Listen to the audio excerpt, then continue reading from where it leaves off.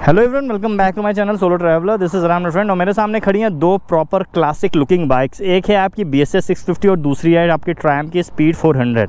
तो देखो देखा जाए तो ट्रायम्फ जो है और BSA है, तो BSA थोड़ा अपग्रेडेड मॉडल हो जाएगा क्योंकि दोनों ही बाइक्स सेम लुक्स में आती हैं। प्रॉपर गोल्ड हेडलाइट और अपसाइड हैंडल बार हो गया, लिक्विड कूल इंजन हो गया, सिंगल सिलेंडर इंजन है दोनों में ही, और प्रॉपर परफॉर्मेंस वाला इंजन है दोनों में। 6 स्पीड गियर ट्रांसमिशन है। लेकिन ट्रायम्फ में जहाँ 400 सीसी का इंजन आता है, वहीं पे BSA में आपका 650 सीसी का इंजन आता है। तो पूरा का पूरा 150 सीसी इंजन सीसी जो कैपेसिटी है वो ज़्यादा है BSA में, और इसी हिसाब से पावर में डिफरेंस देखने को मिलता है। जहाँ पे ट्रायम्फ 40 PS की पावर जनरेट करती है, वहीं पे BSA 45.67 PS की पावर जनरेट करती है, यानी कि 5.67 PS जब पावर ज़्यादा। और अगर मैं बात कर लेता हूँ टॉर्क की, तो वहाँ पर पूरा खेल ही बदल जाता है। ट्रायम्फ जहाँ 37.5 न्यूटन मीटर का टॉर्क जनरेट करती है, वहीं पर जो BSA है ना, ये आपकी 55 न्यूटन मीटर का टॉर्क जनरेट करती है, यानी कि 18.5 न्यूटन मीटर टॉर्क ज़्यादा। 18.5 बहुत ही बड़ा नंबर है टॉर्क के मामले में। अच्छी 200 सीसी की बाइक्स में इतना टॉर्क नहीं होता कई बार। तो ये चीज़ है। और पावर उसी हिसाब से प्राइस में भी डिफरेंस है। आपकी जो ट्रायम्फ की स्पीड 400 है, ये थोड़ा सा बजट सेगमेंट में आ जाती है अगर इन दोनों के हिसाब से देखा जाए तो ऑलमोस्ट मेरे ख्याल से ट्रायम्फ जो है ये आपकी 3 लाख रुपए के अंदर आपको ऑन रोड आ जाएगी। 3 लाख के आसपास स्पीड 400 पड़ेगी आपको। और वहीं पे अगर BSA लेने जाओगे तो ये 360 के आसपास पड़ती है ऑन रोड। 360 370 ऐसे। तो कुछ नहीं तो 50 60 70 हज़ार रुपये का डिफरेंस है।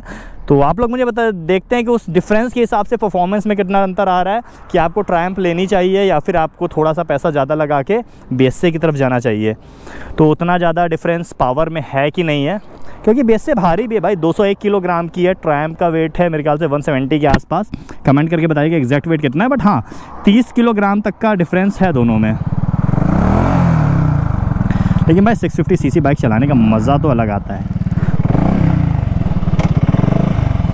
तो फर्स्ट गियर लगा दिया मैंने।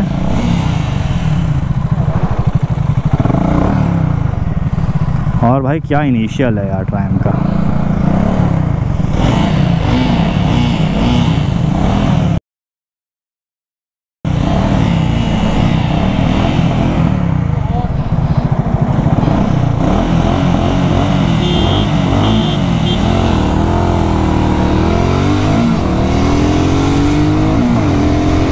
भाई साहब 70,000 का अंतर देखने वाला है। देखो ट्रायम्फ की टॉप एंड ऑलरेडी ये क्रॉस कर चुकी है।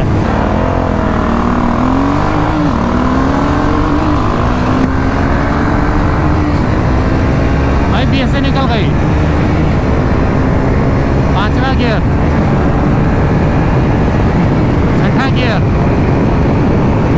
160।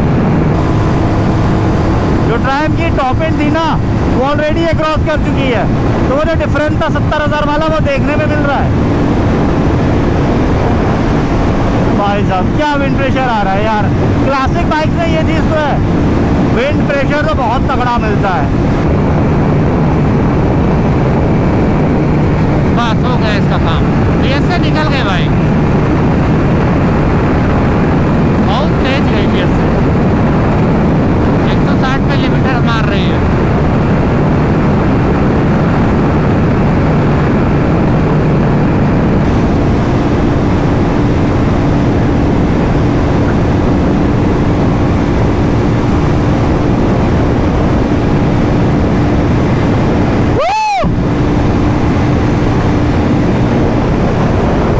भाई 180 170 180 के बीच में कहीं पे क्लॉक करती है ये बाइक।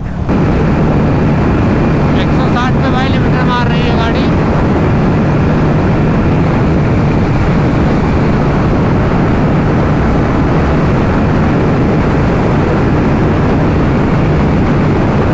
और BSA निकल गई बहुत ही आगे, बहुत ही आगे।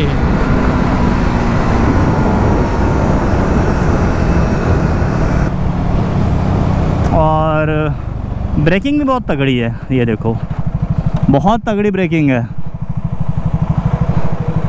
चलते हैं उस तरफ।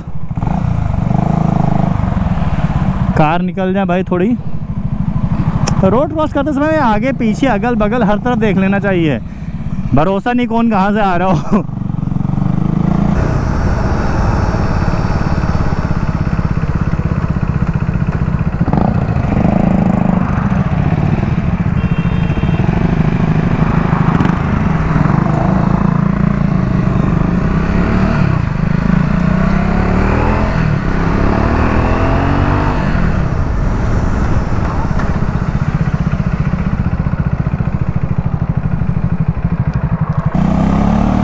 बहुत लोग उल्टी साइड से भी आते हैं।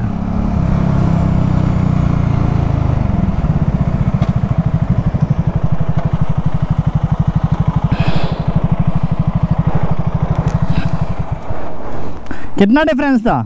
बहुत ज़्यादा डिफरेंस बढ़ ही रहा था, कम नहीं हो रहा। बहुत ज़्यादा था ना।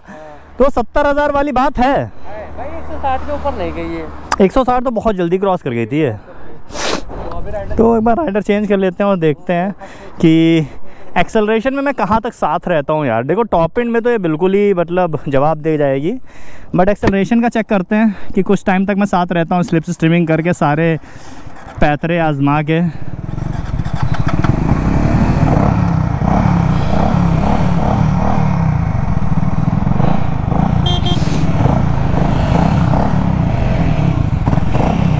देखते हैं।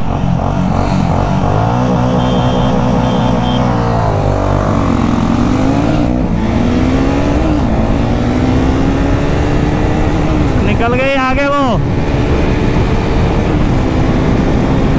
फिर भी पीछे पीछे लगा हूं मैं। देखो अभी तक तो कंट्रोल में है, डिफरेंस है पर उतना नहीं।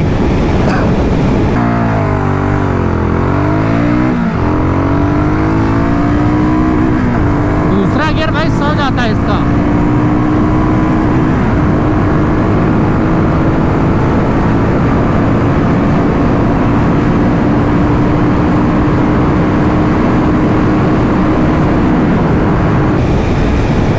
बढ़ रहा है डिफरेंस, अब बढ़ रहा है डिफरेंस।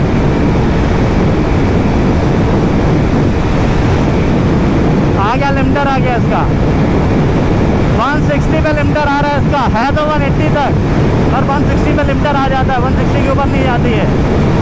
160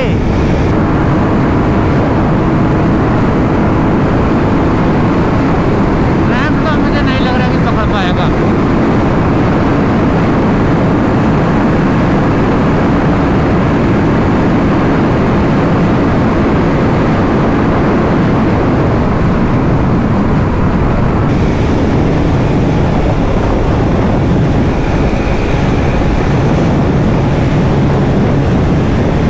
फायदा नहीं यार, बहुत डिफरेंस है यार, बहुत डिफरेंस है, बहुत डिफरेंस है पावर में यार। एक्सेलरेशन में इतना आगे निकल गई वो, और आगे निकली जा रही थी, निकली जा रही थी। मैं बहुत इजीली चला रहा हूँ भाई, बहुत ज़्यादा पुश नहीं कर रहा हूँ, फिर भी नहीं आया।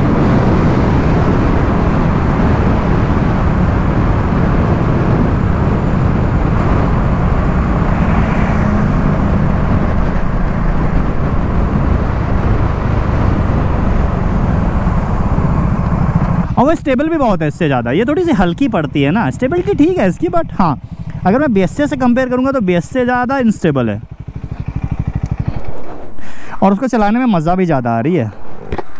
देखो BSA स्टेबल भी ज़्यादा है और BSA चलाने में मज़ा भी उससे ज़्यादा आ रही है। भाई फील होती है पावर एकदम। तो मतलब आपके पास 70,000 रुपये है, 50-60,000 रुपये, मुझे क्या लगता है अगर आप 3 साल की EMI पे लोगे तो उतना बड़ा इफेक्ट नहीं डालेंगे। तो उस हिसाब से मैं बोलूँगा कि आप अपग्रेड करो, BSA की तरफ जाओ। अगर आपको रेट्रो बाइक्स पसंद है तो आपको ये ज़्यादा फील देगी, वाइब्स आपको ज़्यादा अच्छी आएंगी, चलाने में ज़्यादा मज़ा आएगी। में भी बहुत अच्छी चलती है, बहुत बढ़िया आवाज़ इतनी अच्छी फील होती है, कहीं से लगता नहीं ना कोई वाइब्रेशन है पूरी गाड़ी में ना कोई झंझनाहट है। हमें लग रहा है खाली मार्केटिंग नहीं हो पा रही, BSA को लोगों को पहुंच नहीं पा रहे। झंझनाहट, सरसराहट, डरडराहट चोरी लाई थी। तो आप लोग मुझे बताइएगा कि आपको ये ब्लॉग कैसा लगा। सोशल मीडिया हैंडल मेरा @explorer, वहाँ मेरे साथ कनेक्ट कर सकते हो इसी के साथ। राइट हार्ट राइट से, this is Ram signing off, keep being awesome.